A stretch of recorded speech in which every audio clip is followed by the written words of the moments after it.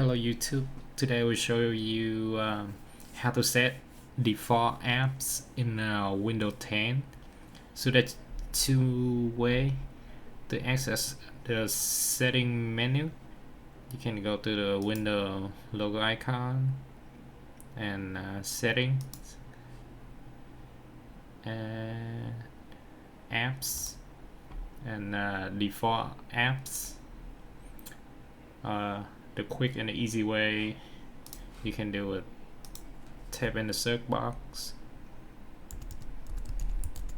default, and default apps settings.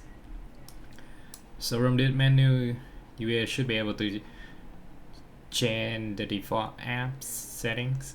For example, email by default is mail recommended by Windows 10, but I changed it to Outlook. So you can change it to whatever you prefer, and if not listed here on the menu, you can choose default apps by file type, or choose default apps by protocol, or set default by apps.